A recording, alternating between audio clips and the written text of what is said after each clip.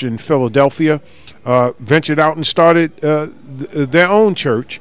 And I can tell you, African Methodist Episcopal Church, in terms of this tradition of starting schools, starting businesses, starting benevolent societies, starting insurance companies, banks, and doing missionary work, not only throughout America, but also in Africa. Long. We're talking 18th and 19th century. Brothers and sisters, but coming from that deep, long tradition, and recently he has become a member of Omega Psi Phi fraternity, and so we just love him. Brother Caleb is one of our student leaders at Texas Southern University.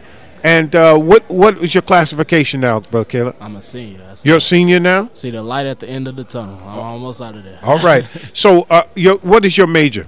Political science. Political science. Yeah, yes, that's poli-sci to the day I die. That's what I'm talking about. That's my degree is in poli-sci also, undergrad.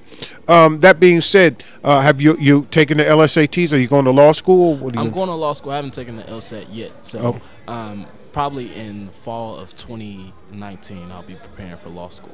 Okay. So let me ask you something, Caleb, regarding that. You had an internship in Washington, D.C.? I did. Who did you intern for? I interned with the Congressional Black Caucus, but I was in the office of our beloved Congresswoman Sheila Jackson Lee. Sheila Jackson Lee. Yes, sir. Okay. What was that experience like? You know, it was a life-changing experience. Being on Capitol Hill, before I left to go to D.C., a lot of people was like, dang, you going to D.C. now? A lot of these Republicans are in control. But it's probably the best time to be there, because even still in 2017, you would think we have, more elected officials than we probably have ever had in the history of our country. But when you walk the halls of Congress, it's still an anomaly to see black faces, especially young black faces. And so to be able to have that experience, to be right there in the midst of the political decisions that are being made in D.C. was a very eye-opening experience. That being said, Brother Caleb, as I think about it, and I'm doing a deep dive now in my postdoctoral research on Freedmen's Bureau, the Freedmen's Bank, what happened to us after emancipation, why we call the Civil Rights Movement the second Reconstruction, if you will, and now Dr. William Barber II is calling now for the third Reconstruction in terms of his Moral Monday movement, and so I'm trying to figure out how did we get to a third Reconstruction, and all the way on. And as you said, you noted, we've got more members of the Congressional Black Caucus than we've ever had in the past, even during the first Reconstruction under Reconstruction government. But yet we find ourselves in this position over 100+ years ago. We were all Republicans, and now we're mostly all Democrats. So it's like, never a dull moment. But that experience, what was most noteworthy in terms of that experience? Just the need for ownership. So I know I've been listening to some of the people that have been speaking before and been talking about the need for, social economic control. And, like it's been mentioned, we have more black faces in Congress now than we've ever had, yet we still see the same discrimination, still see the open racism, still see the prevalence of white supremacy, in every aspect of our lives. And I think one of the great things with young people and black people in general is that we're looking at the economic side of things now. We've been fighting for political representation for so long, but we're seeing now how the economics behind the politics is influencing a lot of decisions or lack of decisions that's being made for our benefit. So you see the need for ownership. Yes. We got to own some of this earth we can call our own and do something on it. Definitely.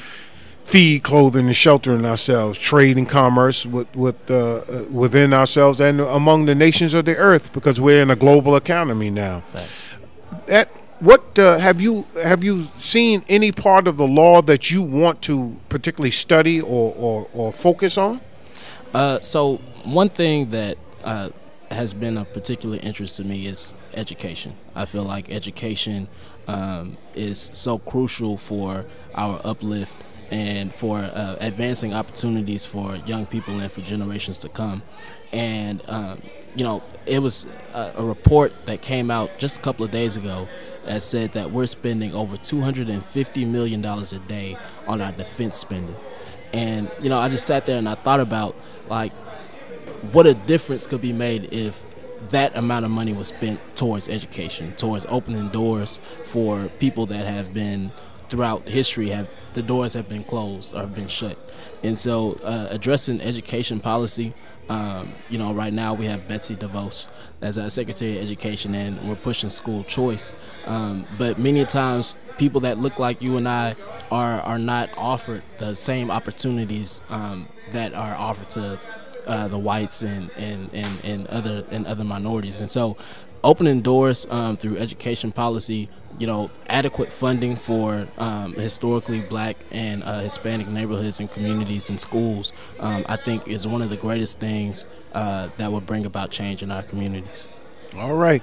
We have Brother Caleb Taylor, one of our future leaders and a proud member of Omega Psi Phi. He'll throw them hooks on you in a minute. But I really, brother, you don't know, your brother Halim is watching you, brother. And I can tell you I'm so proud that the buttons just pop off my shirt every time I think about you and Anthony Collier. Right. And I hope have you found a significant other like he has? Not yet. Okay, so well, still searching. Okay, Miss Harris is a significant other for Brother Anthony Collier, and I told him stick with a good choice, settle down to a good choice. So, want to welcome you. Thank you for coming on, brother, on this night of unity, the first night of Kwanzaa, and we want to always let you know that I'm only just a phone call away for you anytime you need me. So, again, Brother Caleb Taylor of Texas Southern University, one of our student government leaders and future leader of education and law, and I don't know, the sky's the limit for him. We'll see. All right. Thank you, Brother Caleb. All right. So, Brother Darnell, we're live on KPFT, or who am I talking to? YouTube, Facebook. I'm still doing Facebook right now. Come on over here. Who I got? Huh? Queen Cora. Okay, come on, Queen Cora. How you doing, Queen Cora? Awesome. How are you? I'm fine. If it get any better, I get paranoid. How you doing, PK? Oh, Lord have mercy. Okay. Okay. Yeah. Make sure we get Deloitte on so I get him on the radio. I got about 30 minutes. Make sure we get him on. Oh, all right. Hello. How are you? I'm doing fine. Thank you, and welcome to this special edition of Connected Dots. We're going out over three or four platforms. Hello. We have Periscope. We have Facebook. We have YouTube live going out. Switch out, Brother Haroon, on and let's see what's going on out there. That's what's happening out there. Those who are watching via YouTube can see what's going on out in the big area, the multi-purpose room. Yeah. Switch on back here to this interview here with me. Queen Cora, you have been brought to me to bless our listening and viewing audience on yourself. Talk to us about this first night of unity, which is, of course, the first night of Kwanzaa, which is unity, and what your hopes and aspirations are for the future, and tell us what you're doing in the community and what you desire to see get done. Lord have mercy. People are bringing me my grandchildren, bringing me grandchildren and everything up in here. Nieces, nephews, and look at you. Oh, it's a party. It's unity for sure. God. Yeah, I've seen some unity produce something else. That's where 1 + 2 = 3. Okay. 1 + 1 = 3. Okay. All right. It's good to be here, brother. It's good to be here. This is the hometown for me. Mm-hmm. We got a chance to see each other with Sharon Burney and Theola Pettyway. I think it's been a week since that last city meeting. But it's good to be in Third Ward. This is the day of unity, and I grew up, let's see, 4 or 5 blocks away, G.K. Coleman and Son, granddaughter of G.K. Coleman Sr., and daughter of G.K. Coleman Jr., Ursina Coleman, granddaughter of. So, you know, Third Ward and the community is. You got what they call roots. Exactly. It's not roots, it's roots. You got roots. Yeah. So this is, you know, it's good to be back in the country and back here and celebrating. Back in the country. Yes. From, let's see, since September, Johannesburg, Switzerland, Zurich, Switzerland, Italy, Verona, Italy, and South America, throughout South America on a world tour with an Italian artist. Wow. Rocking the drums. Wow. Yeah. Well, you know, that being said, you know, having grown up 4 blocks from here, and to see the transformation of Emancipation Park due to the investment of the OST Alameda Tax Increment Reinvestment Zone, seeing black people pool their resources, in a sense, assess and tax themselves to do this development. What is your impression of it? I'm excited. And at the same time, I'm motivated to partner with the EDC and the OST corridor and make sure that we are connected to the development, you know, and as fully as we can be, so we can embrace and sustain what's been put in place.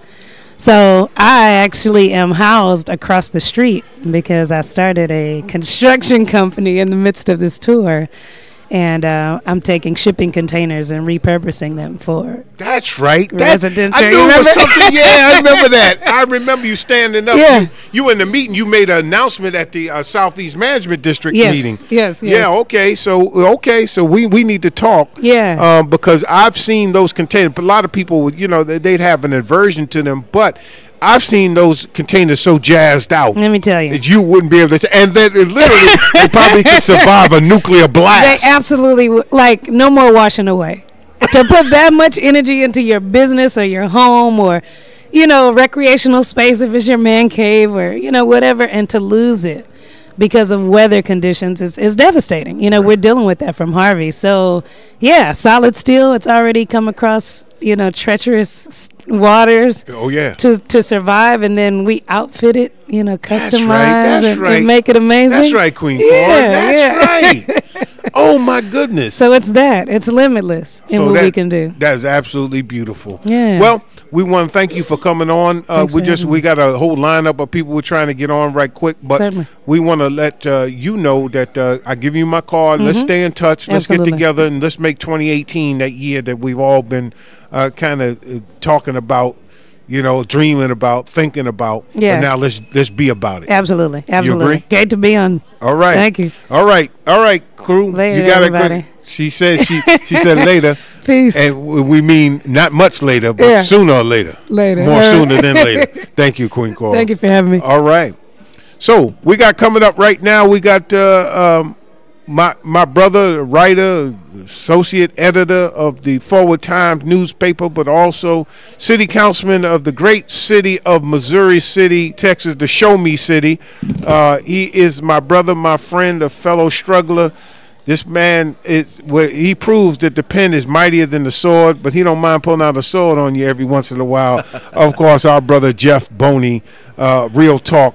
He made me a Real Talk junkie. I am the chairman of Real Talk. Yes, we want to bring him on. Yes, you are. So how you doing, brother Jeff? Man, I am blessed. I'm happy to be here. Habari Gani. Yeah, Baragani, Umoja, which is unity. Yes, absolutely, man. The first night of Kwanzaa here at Emancipation Park, man. Beautiful facility, man. Just sitting back, just was thinking about the fact that we're here on hallowed ground. That's it. Land that was purchased after freed slaves came together, led by none other than John Henry Jack Yates, to buy this land along with many others, man. And now we're here, years later, to highlight freedom that we now experience as people, man, and to focus on unity, man, and getting to unity. Man, so that being said, I got everything going on here. I might as well get them at the same time. I got Karen Carter Richards. Get her up here, move over a little bit, Jeff. Okay. let me see, make sure that we can see them both. Come on, sit here. This is Karen Carter Richards. She is the daughter, and she is the publisher of the Forward Times newspaper here in the great city of Houston, Texas, and she's the daughter of the Cotters, and since her mother's passing, her father's passing, then her mother taking over the newspaper, and then her mother passing, she has a distinct honor of not missing one publication. I'm talking about through hurricanes, floods, just all kind of stuff. Donald Trump being elected, just everything you can name. So bombings, yes. Bombings, the whole thing. So come on and get close to that microphone, Karen, and want to say, I know that I am Minister Dr. Abdul Halim Muhammad, and y'all be having parties and whatnot. You ain't got. At least you can invite me. I may not come because I can't. Because y'all be getting busy. Y'all look like y'all be having a good time, but I'll be offended sometimes because I didn't get invited. Okay, so we're going live now. We're going live on KPFT. So we're live on KPFT. We're live on Periscope. We're live on Facebook, and we're live on YouTube. And we have here right now on this first night of Kwanzaa, City Councilman and Associate Editor of the Forward Times, City Councilman of Missouri City, and Associate Editor of Forward Times, Jeffrey L. Boney, of Real Talk. And we have Karen Carter Richards, the publisher of the Forward Times newspaper, and we want to thank you and welcome you both to this special edition of Connected Dots and Pan-African Journal on KPFT and others. Thank you. Okay, so look, let me go to Karen right quick. Karen, to be on this hollow ground, people have mentioned this hollow ground of Emancipation Park, and in the history of what was Dowling Street, now Emancipation Avenue, and of course having published the paper and all of the history. When you showed me those archives of your newspaper, now we look at we're right here broadcasting live from this hollow ground. Tell me what you're feeling on this first night of Unity. Speak up in the microphone. It's awesome to be able to go through our archives and see what used to be here, what stood here, and what was very important to our community, and still today is important to our community. It's wonderful to see this beautiful building. Beautiful. Well, that being said, and Jeff, why are you looking at me like that, man? Did I do something to you, man? You gritting on me, man. What's up with that? Did Jeff Boney talk to us about this? What this means to you, man, brother? I could talk for days, man. But no, this is a special day, special evening, and it's the first night of Kwanzaa, which means everything because it's the beginning, unity, and that's really what we have to focus on: unity amongst ourselves, striving to bring our families together, to bring our loved ones together, our neighborhoods, our communities together, the way they used to be. At one point in time, we had no other choice but to come together and work together and live amongst one another. And with desegregation, we chose to try to follow a people who really sought us, harm. And so now I think we're starting to see a lot of the error of our ways in that, and now we're moving towards that. And so embracing the principles of Kwanzaa is a great way to get us started towards healing and unity. Okay. Karen, talk to us about 2018. I wanted to hit us right quick. I got some other folk I need to get on quickly. But talk about 2018, where you want to see the Forward Times in 2018 going forward into 2019, and what your hopes and prayers are going forward. My hopes and prayers are that our own community embrace Forward Times like they should. We are the voice of the community. You're not going to read anywhere else what you read in the Forward Times. And we keep the community informed. Since 1960, every week, like you said, we've never missed a week of print, 58 years. And so I'm very proud to house 58 years every week of Black Houston. And so that is very special to us. But I would like to see 2018, the community support us more because they need us and we need them. And even in any other cities, it's that way. They need to. The black press is powerful. My. How you doing, Sister Doris? If you can hear me, you can probably hear me without messing up your crown, putting on them earphones and all of that. No, I don't mind. I don't mind. You okay? Okay. Let's get it on. I'm going to allow the brother to do his job. All right now. You can hear me? Yes, I can hear you. Okay, we have Doris Ellis. She is the publisher of the Houston Sun, but she's much more than that. When we talk about Freemanstown, when black people were freed, so-called emancipated, and they had to find a place to settle. They settled on the banks of the Buffalo Bayou in what we call Fourth Ward. And it began, the destruction of that Fourth Ward began with the government building a housing project, Victory Gardens or whatever it was called there, carving out the land for the World War II veterans so they can live in what they call the projects. Eventually, of course, blacks and others lived in those projects, but we all knew that once Allen Parkway Village, which was renamed Allen Parkway Village, once we knew that was torn down, that would be what they call the gateway to gentrification. And we watched what's happened in Fourth Ward and our sacred bricks and all of that that's taking place, but also in the historic Third Ward, where we're pushing back and going back and forth with the gentrification that's taking place. But it's not all bad news. It's good news because we've got people like our Sister Doris and the Houston Sun and other voices that are speaking out, speaking truth to power. So we're on Periscope. We're on Facebook, Sister Doris. We're on YouTube Live across the world, across the country. So talk to the world, Sister Doris. We're not just talking to Houston. Talk to the world. Well, thank you, brother. I appreciate the opportunity for you allowing me to talk to the world. But I want the world to know first that we are here at a renovated Emancipation Park because of the work of my husband and myself. And I could not let that not be said because Mr. Robinson gave 5 years of his life in dedication to this renewal, and I finished it out with 10. So I'm very happy that we are celebrating Kwanzaa here at Emancipation Park because it's in the spirit of our family as to what we were able to do to work with a coalition of citizens and elected officials to make sure that this place is what it is today so that we can celebrate Kwanzaa here. So I'm proud of that. I am so proud of that, just to be in your space and sharing the space with you as we have in classes and in school at Texas Southern University and also in the community. What are your hopes going forward? What you see right now, but what are your hopes going forward? We have I feel a golden opportunity to really make some substantive and sustainable change. What do you see? I see the same, but I think citizens must be citizens. It will not happen unless citizens decide that this government that we have is truly of we the people and is not of elected officials. When we decide that we have power and we can coalesce among each other, we can utilize that strength and power. And Emancipation Park is an example of that. Because when this new renovated project was begun by Mr. Robinson and myself, and then we were able to get people to come and join us for 10 years to stay on task to make sure that the resources that should have been available to African Americans and to this community that had been grossly neglected, that this space would still be here. As gentrification was coming forward, we said that we can save this place. It is of value, it is of worth, and we were able to do it, and it's a representation of it. So I just sit and I marvel and enjoy the people enjoying themselves, because 10, 11 years ago, sometimes it would be me, myself, and I sitting out there.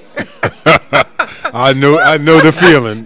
I know the feeling, Sister Doris. I know the feeling. Now everybody is here having a good time, and we still have much work to do on this space. That's right. And you mentioned Freemanstown. I am actually, it's been over 20 years that I had the knowledge of what was happening in Freemanstown. And I would tell people that in the Houston Sun newspaper, we have more stories in our morgue about Freemanstown than any other section of the city, because that area of the city had been at risk and it was continuously attacked. And it was Gladys House and Linwood Johnson who was always calling us over to do a story on Freemanstown. And our journalists would go out and cover the story. So when I got the call the day of, it was on Juneteenth of 2014, I was in the park celebrating Juneteenth under the tree. That tree is now gone. I was under the tree, and I told her that I was busy. I could not leave until the Juneteenth celebration was finished, and then I could call tomorrow. So I called on the following day and learned what they were trying to do and what had happened. And I learned that all the city council persons and the mayor had voted to destroy and annihilate Freemanstown. Every one of them, every last one of them had said Freemanstown can go. And I told her I was on my way to the National Newspaper Convention, but I would think about some ideas of things that we could do. So while at the convention in Portland, I organized in my own little mind the Freemanstown Preservation Coalition, came back from the convention, and we got started. And we've saved the place. I mean, we've saved it to the point that the bricks are still there. I mean, one of the mayors, Mayor Parker, they were taking up the bricks. And I said, okay, Lord, what am I going to do? And I remember holding Dr. King's hands. And he told me, I was 13 or 14 years old. He said, whatever you do, do something for the people. And I said, maybe this is my time. And he told me 4 times. He repeated it. He said, whatever you do, do something for the people. And when those men were destroying those bricks, they uprooted a size that was just my size, my height, my body size, my width. And I said, well, Lord, I guess the only thing I can do right now is to lie down in this hole. They built it for me. And that's why those bricks are still there today. You laid down in the hole. I filled in. I fell in. I felt that was my place to save them. And they're there. And so now, because of that action, we've had to go to court, and we've been successful. And the Lord allowed us the opportunity to raise the money to fight in court. And we're fighting the city. They had 5 or 6 lawyers over there against us. And I'm trying to raise $2 a nickel and a dime at a time to pay our attorneys. Although they wasn't charging us at the full rate, they were still charging us. And then we just kept going. We kept going, and we tried to make it happen, and we did. So now it's going to become a UNESCO project. Can you imagine? A United Nations project. Yeah. Man. UNESCO around the world. Well, we want to thank Doris Ellis Robinson, of course, for her hard work and sacrifice over all these years. And read the Sun. Subscribe to the Sun. Advertise in the Sun. Advertise the Houston Sun. Shining. Support black media. Y'all got it. You got it. That's the name of it. So we want to thank you all again. Look it up. Look up Houston Sun online. Look up what they've done, and look up Freemanstown, 4th Ward, Houston, Texas, and know it's done. And this park, Emancipation Park. Right. The internet, you can find anything you want to. Okay, thank you, Sister Doris, for coming on the program. For allowing me to come. Oh man, always, sister. You know, we go way back. Here's my card with my contact information. Your new name. Yeah, I got my new name, Abdul Halim Muhammad. Abdul Halim Muhammad. What does it mean? It means servant of the forbearant. All right. Forbearing one. God, wonderful. one of the characteristics or the attributes of Allah is his forbearance, meaning that he doesn't punish us when we, do something that's worthy of punishment. So I'm tolerant. I'm forbearing. I think the minister gave me that name not because of what I am, but what I'm going to have to be going forward for our people. So thank you, sister. Well, may God continue to bless you. And you too. All right. All right. Take care. Give me those earphones. Okay, Brother Deloyd Parker, we got oh my God. Brother Deloyd Parker coming up on the special edition of Connected Dots. I lost all my thoughts and everything on my mind. Yeah, okay. Well, I got him at the end. If I ain't get him in the beginning, we going on KPFT. We fixing to go live in a few minutes. We're going on live in a few minutes. We only got a few minutes. We got 10. Minutes, right. We got 10 minutes left. Wa alaikum salam. How are you, ma'am? Well, alhamdulillah. Alhamdulillah. Just slip up on her, brother. See how she do? See how your sister do? I'm gonna come back through. Inshallah. I'll see you in a minute. Oh, there you are. There's my niece. All right, we're live on KPFT. This is a special edition of Connected Dots and Pan-African Journal. We're here live at Emancipation Park on Emancipation Avenue on the first night of Kwanzaa. And we have, of course, the executive director of the Sheikh Community Center with us. We're live on Periscope. We're live on Facebook. We're live on YouTube. And also live on KPFT 90.1 FM. We have with us the executive director of Deloitte Parker of Shape Community Center. Brother Deloitte Habarigani, my brother. It's a whole lot of umoja, a lot of unity, and that's what we're experiencing tonight. We have about almost 1,000 people in this building. Man. The largest turnout ever in the history of Emancipation Park, and it is wonderful. So we're making some history today. We own Emancipation Avenue and Emancipation Park, and we are working hard on our emancipation. Well, on our freedom. That is. So that being said, Brother Deloitte, as I probably interviewed everybody from Sharon Burney, I mean, you name it, Obadike, it's gone up and down the line.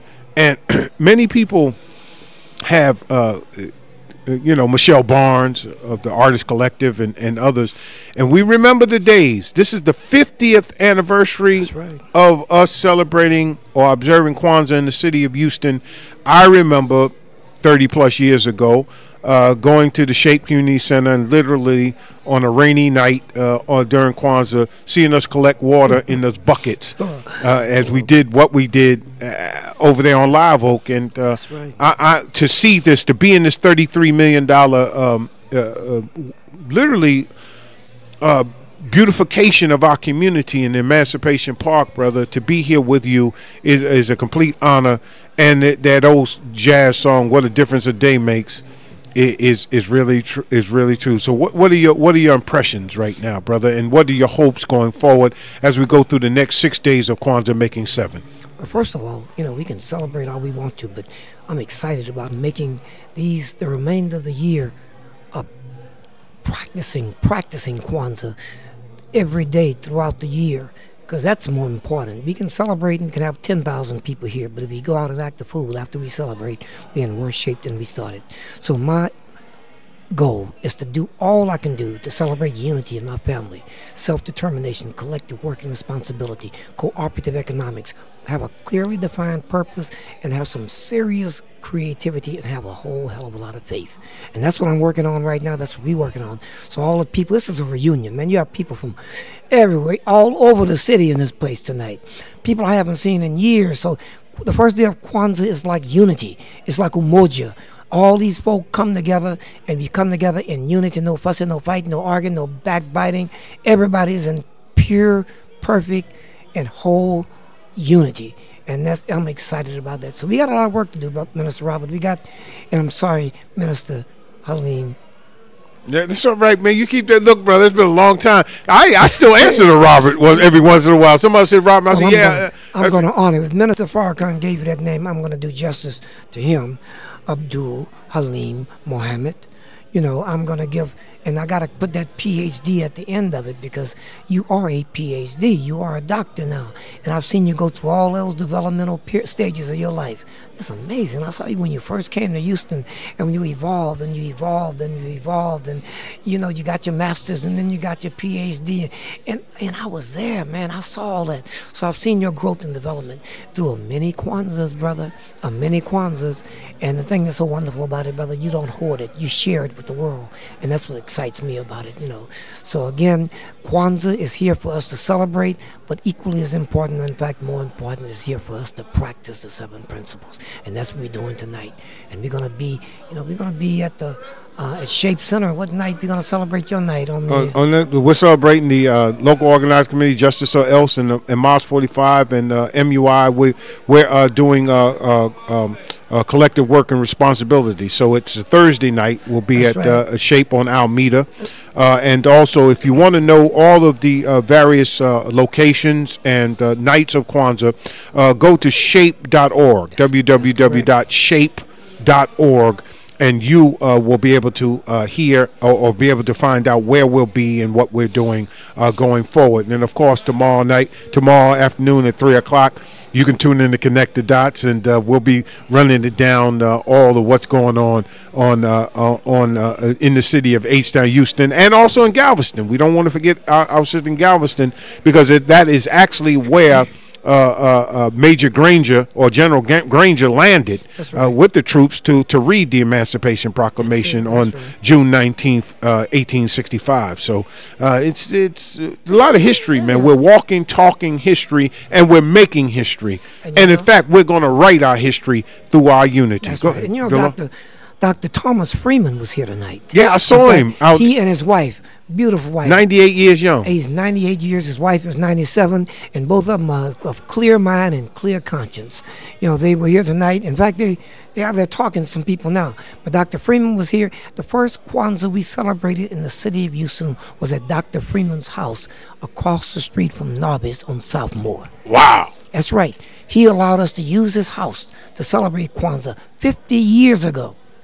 That's right, Sudan Arts Southwest, Shape Community Center. We all got together, had our first citywide Kwanzaa when Dr. Freeman and his wife said she used to teach music in that house and piano. And we asked her to use it to have Kwanzaa, and she said, "You're welcome." And we had our first Kwanzaa in that house.